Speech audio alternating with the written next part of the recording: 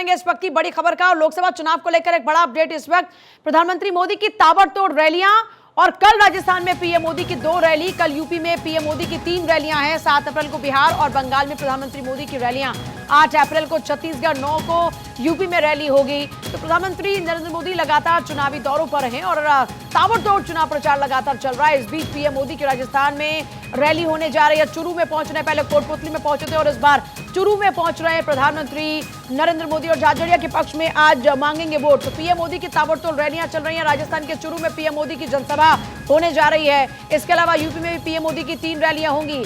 लगातार प्रधानमंत्री नरेंद्र मोदी उत्तर प्रदेश में भी, आपको याद होगा कि उत्तर प्रदेश में खासतौर पर मेरठ से उन्होंने चुनावी प्रचार का आगाज किया और उसके बाद छत्तीसगढ़ में पहुंच रहे हैं प्रधानमंत्री मोदी। ताबड़तोड़ रैलियां प्रधानमंत्री मोदी की पहले से लगातार जारी। और देखिए, हमने आपको कई रिपोर्ट्स भी आपको दिखाई कि पीएम मोदी की जो रैलियां हैं वो तय हो चुकी हैं और लगातार उनकी सैकड़ों में रैलियां होने वाली हैं। ऐसा भी नहीं कि एक आध, लगभग 500 से ज्यादा उनकी रैलियां होने जा रही हैं। 7 अप्रैल को बिहार में रहेंगे, 8 अप्रैल को छत्तीसगढ़ में रैली करेंगे, 9 तारीख को यूपी में उनकी कई रैलियां रहने वाली हैं। तो पीएम मोदी की ताबड़तोड़ रैलियां, देश के अलग अलग राज्यों में प्रधानमंत्री मोदी के दौरे हैं। इससे पहले पश्चिम बंगाल, बिहार में पहुंचे, उत्तराखंड, यूपी में पहुंचे और अब यूपी में पीएम मोदी की एक बार फिर से 3 रैलियां होंगी उनकी। 7 अप्रैल को बिहार और बंगाल में फिर पीएम मोदी की रैली है। इससे पहले कल ही आपने देखा कि बिहार में मंच पर नजर आए थे नीतीश कुमार के साथ में और नीतीश कुमार ने फिर वहां पर दोहराया कि हम साथ साथ हैं। पीएम मोदी की ताबड़तोड़ रैलियां लगातार जारी हैं। कोटपुतली के बाद इस बार चुरू में 10 बजे पीएम मोदी पहुंचेंगे और चुरू पुलिस लाइन में पीएम मोदी की जनसभा होगी, जिसको लेकर तमाम तैयारियां पहले से ही पुख्ता कर ली गई हैं। ये बड़ी जानकारी इस वक्त राजस्थान में आज प्रधानमंत्री मोदी के होने वाले चुनावी दौरे की। बीजेपी के प्रत्याशी हैं देवेंद्र झाझड़िया, जिनके समर्थन में आज जनसभा होगी।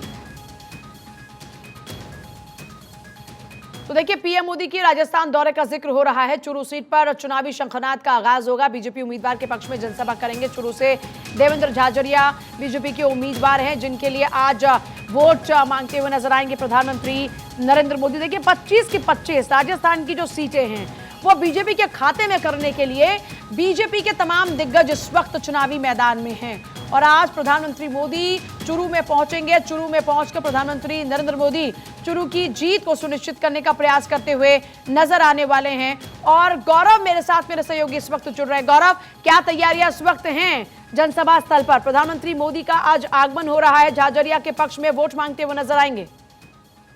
बिल्कुल, देखिए, प्रधानमंत्री नरेंद्र मोदी एक बार फिर से राजस्थान के रण में हैं और कहा जाए कि ताबड़तोड़ जो रैलियां हैं प्रधानमंत्री नरेंद्र मोदी की वो करते नजर आ रहे हैं। लेकिन अगर हम बात करें चूरू की, झुंझुनू की, ये जो पूरा एक बेल्ट है ये शुरू से ही कांग्रेस का गढ़ माना गया है। अगर हम विधानसभा चुनाव में भी देखें, इसीलिए प्रधानमंत्री नरेंद्र मोदी ने इस स्थान को चुना और इस जगह को चुना और आज प्रधानमंत्री नरेंद्र मोदी चूरू पहुंचेंगे और जिस तरीके से तैयारियां हैं वो सभी तैयारियां पूरी कर ली गई हैं और चूरू में एक भारी जनसभा को संबोधित करेंगे। हालांकि अगर विधानसभा चुनाव पर हम गौर करें तो वहां पर बीजेपी ने कुछ अच्छा प्रदर्शन नहीं किया था उस हिस्से में, लेकिन जिस तरीके से कांग्रेस का अगर हम देखें, बीजेपी ने जिसका टिकट काटा, कांग्रेस ने उसको टिकट दिया। उसके बाद प्रधानमंत्री नरेंद्र मोदी की अगर हम बात करें तो आज जिस तरीके से वो सभा स्थल पर पहुंचेंगे उसको लेकर के तैयारियां पूरी कर ली गई हैं और राजस्थान में प्रधानमंत्री नरेंद्र मोदी के जो जाने का क्रम है, आप देखिए लगातार एक क्रम बना हुआ है और उनको पता है कि किस तरीके से जो 400 पार का आंकड़ा भारतीय जनता पार्टी लेके चल रही है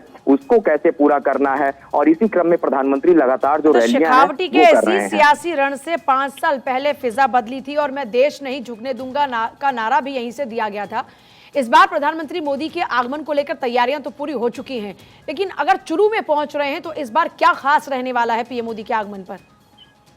देखिए, सबसे बड़ी बात यह है कि जिस तरीके से अगर हम बात करें राजस्थान के चूरू की, तो ये वो हिस्सा है जहां पर खास करके अगर हम मतदाताओं की बात करें, वो मतदाता जो हाल ही में हुए चुनाव में मुड़ करके कांग्रेस की तरफ गए थे, उनको किस तरीके से मोदी की जो गारंटी, प्रधानमंत्री नरेंद्र मोदी हर जगह जो गारंटी दे रहे हैं, खास करके मोदी की गारंटी, उस पर लगातार मतदाताओं को साधने की कोशिश की जाएगी। सीधे जनता से संवाद करेंगे। इसके अलावा बूथ स्तर पर भी एक जो पूरी प्लानिंग है बातचीत है नमो ऐप के माध्यम से, जो कि प्रधानमंत्री लगातार बूथ स्तर के अपने कार्यकर्ताओं पदाधिकारियों के साथ भी बातचीत कर रहे हैं। ये एक पूरी रणनीति को लेकर के प्रधानमंत्री बढ़ रहे हैं, ना सिर्फ जनसभा बल्कि बूथ स्तर पे भी पूरा फोकस प्रधानमंत्री का है। मोदी की गारंटी, क्योंकि ये जो टैगलाइन भारतीय जनता पार्टी ने दिया, इसका असर भी देवता दिखाई दे रहा है। और पार्टी के जो सभी नेता हैं, जो भी स्टार प्रचारक हैं, चाहे वो राजनाथ सिंह हो, वो भी राजस्थान जाने वाले हैं प्रचार के लिए, सभी को इस तरीके का जो एक कहा जाए मोदी की गारंटी की लाइन वो बताई गई है। और इसी के दम पर पार्टी जो है जगह जगह पर तमाम अपने वादे जो पार्टी ने किए थे उसको भी बता रही है किस तरीके से उन्होंने पूरा किया। सोर्सेज ये भी बता रहे हैं कि हाल ही में भारतीय जनता पार्टी का जो घोषणा पत्र आना है उसको भी इस बार मोदी की गारंटी नाम दिया जा सकता है। और निश्चित तौर पर उस घोषणा पत्र में बहुत सारी जो बातें हैं वो भी रखी जाएंगी, जिससे आम जनता को सरोकार जिससे जुड़ा हुआ है। गौरव, मैं आपके पास वापस लौटूंगी। 5 साल पहले सांसद राहुल कसवा मैदान पर थे, इस बार देवेंद्र झाझरिया जो कि खेल जगत से आते हैं वो चुनावी मैदान में है। लोकसभा चुनाव में प्रधानमंत्री मोदी भी प्रचार मोड में हैं, एक के बाद एक देश के अलग अलग राज्यों में पहुंच रहे हैं, जनसभाओं को संबोधित कर रहे हैं और भारतीय जनता पार्टी के उम्मीदवारों के पक्ष में समर्थन जुटा रहे हैं। पीएम आज फिर से राजस्थान के दौरे पर हैं, जहां शेखावटी के चुरू में जनसभा को संबोधित करेंगे पीएम मोदी। साथ ही अपने उम्मीदवार और पद्मश्री से सम्मानित पैरा ओलंपिक में गोल्ड मेडलिस्ट देवेंद्र झाझरिया के लिए वोट मांगेंगे। जानकारी के लिए बता दें, देवेंद्र झाझरिया का मुकाबला बीजेपी से बगावत कर कांग्रेस में शामिल हुए 2 बार के सांसद राहुल कसवा से है। तो देखिए तस्वीर कैसे बदल गई। पिछली बार वही मंच पर थे पीएम मोदी के साथ, लेकिन इस बार उन्हीं से मुकाबला है और सामने झाझरिया के कसवा हैं। और गौरव मिश्रा का रुख करते हुए, गौरव, तस्वीर बदल गई है, हालात बदल गए हैं, जज्बात चुरू में बदल गए हैं इस बार। देखिए निश्चित तौर पे आपने बताया कि मंच वही होगा, बस चेहरा थोड़ा बदला होगा कैंडिडेट का, क्योंकि जाहिर सी बात है टिकट जो है वो कट गया है। और वो राजस्थान का जो शेखावटी ये इलाका है, आप देखिए पिछले साल की अगर हम बात करें तो 25 की 25 सीटें यहाँ पर बीजेपी ने जीती थी और एक बड़ी चुनौती उस समय भारतीय जनता पार्टी के लिए थी। हालांकि 17 सीटें फिर बीजेपी ने जीती, 16 सीटें कांग्रेस ने जीती थी।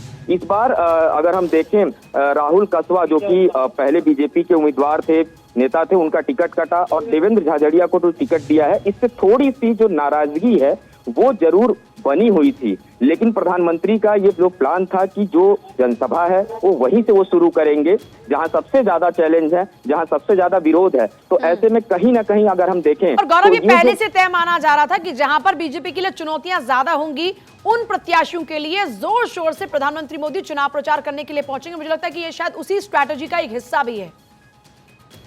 ये चुनाव से ठीक पहले भारतीय जनता पार्टी की जो बैठकें होती थीं, राज्यों के जो प्रभारियों के साथ जो फीडबैक प्रधानमंत्री लेते थे, उसमें उन्हीं स्थानों को प्रधानमंत्री की रैलियों के लिए चिन्हित किया गया। और सबसे ज्यादा जनसभा करने का जो फोकस होगा ऐसे ही सीटों पर होगा जहां पर कैंडिडेट बदले गए हैं और वहां उनका विरोध हो रहा है। वहां पार्टी अपने स्टार प्रचारक यानी बड़े चेहरे को उतारेगी। सबसे बड़ा उदाहरण आप देखिए, दिल्ली एनसीआर से सटा गाजियाबाद है, वहां जनरल वीके सिंह का टिकट कटा और उसके बाद से अतुल गर्ग को टिकट दिया। वहां पे प्रचार करने के लिए सीधे सीधे राजनाथ सिंह को भेजा गया, वो नामांकन में भी पहुंचे थे। तो ये पूरा फोकस है ऐसी सीटों पर जहां भारतीय जनता पार्टी को लगता है और जो जिन सीटों को समझ रहा है, क्योंकि गाजियाबाद की बात करें, खुद राजनाथ सिंह वहां से चुनाव लड़ते रहे, तो जाहिर तौर पर वहां की चीजों को बेहतर समझते हैं। और दूसरा, राजनाथ सिंह की क्वालिटी यह भी है कि जहां पर भी नाराजगी होती है या फिर लोगों को साथ लाने की बात होती है तो उसमें वो कामयाबी हासिल करते हैं, विरोधियों को भी अपने साथ लाकर खड़ा कर लेते हैं कई दफा। तो बिल्कुल निश्चित तौर पे आपने सही कहा। और राजनाथ सिंह गाजियाबाद से पहली बार लोकसभा का चुनाव लड़े थे, उस समय भारतीय जनता पार्टी के राष्ट्रीय अध्यक्ष भी थे। तो एक जिम्मेदारी उनको दी गई, उस जिम्मेदारी को वो पूरा भी करते नजर आ रहे हैं। लेकिन भारतीय जनता पार्टी की, जैसा कि मैंने कहा, कि जो रणनीति है वो बहुत साफ है। और आप देखिए मैनिफेस्टो जो कमेटी है वो कल दूसरी बैठक संपन्न हुई है भारतीय जनता पार्टी की, यानी कि चुनाव में आज हालांकि कांग्रेस पार्टी अपना मैनिफेस्टो जारी करने जा रही है, लेकिन भारतीय जनता पार्टी पूरा का पूरा जो समय है वो ले रही है। और उस मैनिफेस्टो में चाहे वो किसानों की बात हो, जवानों की बात हो, शिक्षा की बात हो और खास करके युवाओं की बात हो, महिलाओं की भागीदारी की बात हो, इन सभी बातों का बड़ा खास ख्याल रख रही है। और उसको सोर्सेज ये भी बता रहे हैं कि मोदी की गारंटी नाम से भी भारतीय जनता पार्टी इस बार मैनिफेस्टो रिलीज करेगी।